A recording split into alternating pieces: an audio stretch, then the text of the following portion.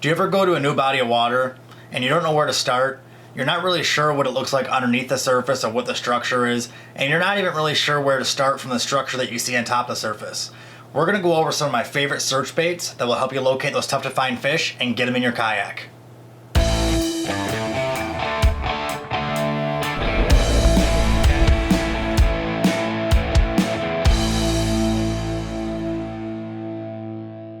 Hey guys, it's Mike McKinstry here from Bassquatch Hunter TV. I'm going to go over some of the baits that I use when I am searching for fish in new waters or water that I am unfamiliar with, or just a body of water that I can't find the fish in. So that's what I call search baits, and these are the baits that I use for searching for my Bassquatch. So the different kinds of baits I'm going to go over today can all be used in a lot of different scenarios and in a lot of different types of body of water. There's going to be three main ways to use all four of these baits that I'm going to go over today.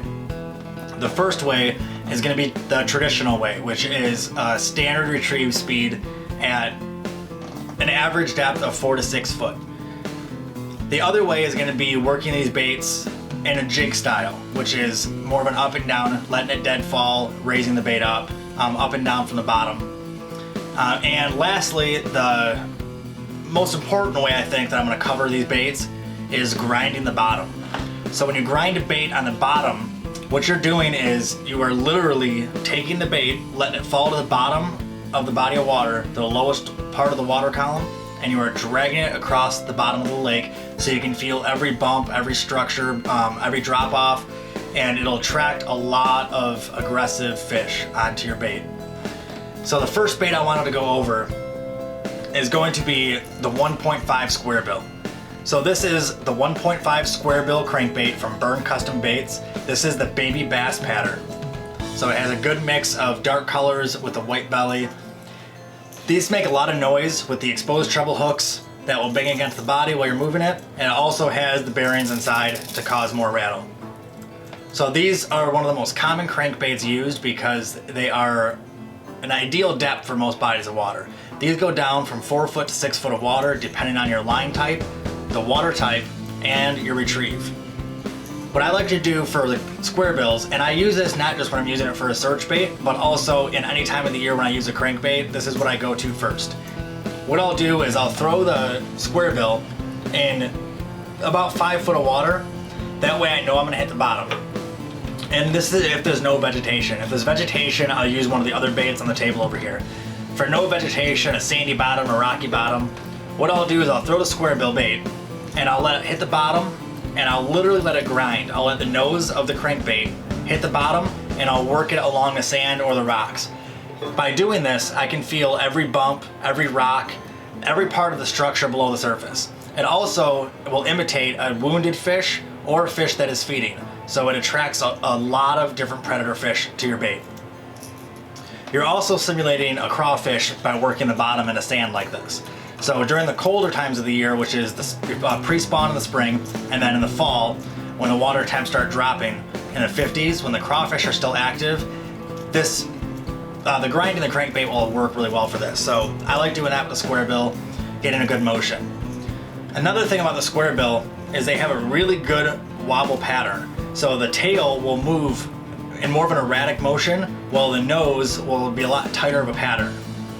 So this will attract fish from a bigger variety of water columns, so you can get them, if you're working the middle of the water column, you can attract fish from the lower water column or the top water column with the same bait.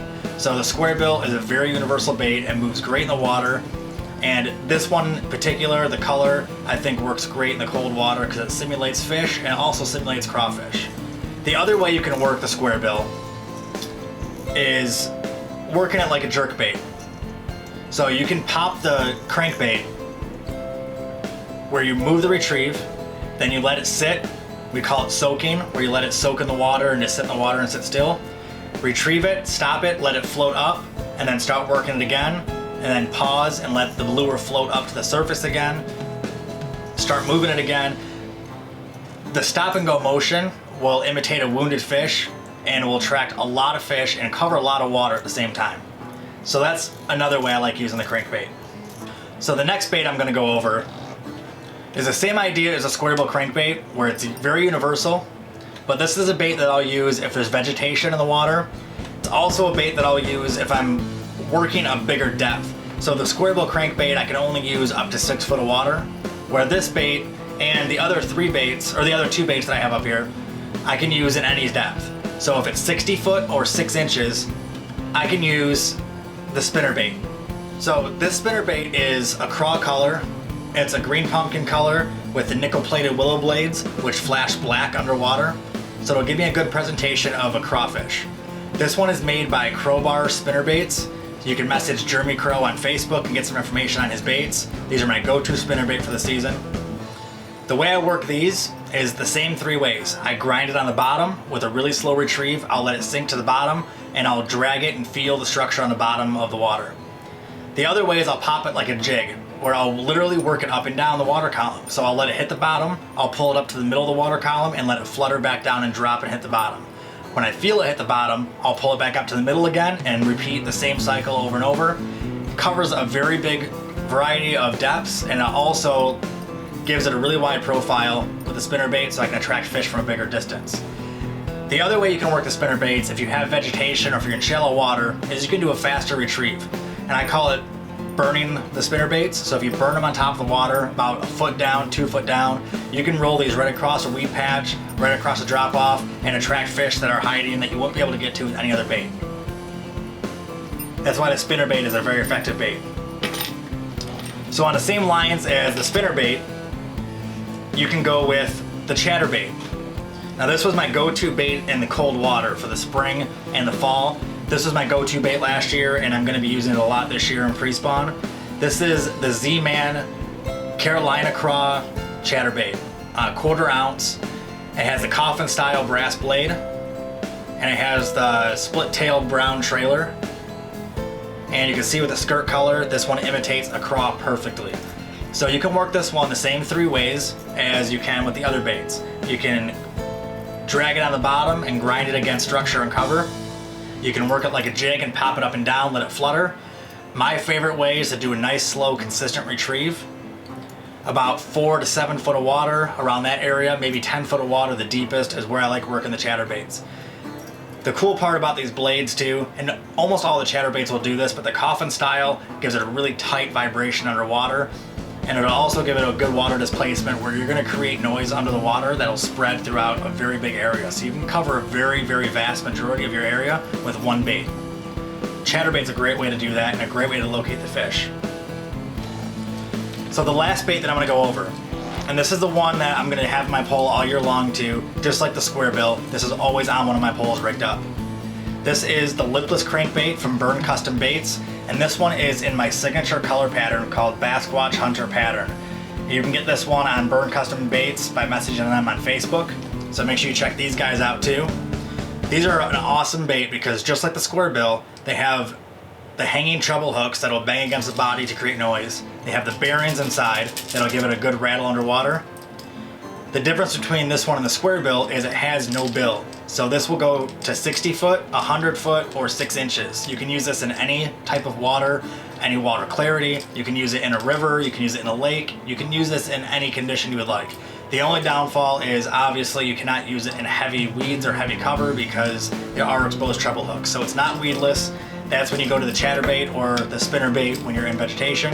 When you're out of vegetation, that's where you go to the square bill or the lipless for the crankbaits. So the lipless crankbait actually retrieves on a downward angle. So if you grind this on the bottom, which is my favorite way to move a lipless crankbait too, the nose will actually hit the structure or hit the bottom before the hooks will. So when you drag this on the bottom, it'll kick up dirt and sand and rocks, and it'll simulate a crawfish swimming down. It'll also simulate a wounded fish and a bait fish. Very, very effective in every part of the water column. You can also move these like a jig. A lot of people don't use lipless crankbaits for that, but I've had a lot of success doing that. Let it hit the bottom. If you pull it up, it'll pull the bait up on an angle and let it flutter back down horizontally. That will cover a lot of different parts of the water column very quickly as well. And then of course you can move these in with a steady retrieve, and it gets a really good wobble on a lipless crankbait, and you can cover whatever part of the water column you want. So the lipless crankbait is probably one of my go-tos for search baits, and it's gonna be one of the baits I'll be using all year and hopefully have some good luck with this year down south. All 4 of these baits can be used in many different ways, which is why they're good search baits, because you can cover different parts of the water column, you can use them in different conditions, different water clarities, and they're also very easy to use. They're not very complex to use like some of your other rigging, like your drop shots and some of your fluke rigs. These are all very standard retrievals and very easy to learn. So try all these ones out, and if you have any questions, please comment below on the video. If you have any other baits that I didn't talk about today that you find are good for searching, please post them in the comments below as well. Or if you have any of these specific baits, post some pictures of the fish you caught below too, so we can all see how good they work for you too. As always, I appreciate you guys' support. Make sure you watch some other videos on the channel and check out some other videos while you're on YouTube. And I will talk to you guys soon, and thank you very much. And good luck in searching for your Bassquatch. Have an awesome day, and I'll see you guys on the water soon.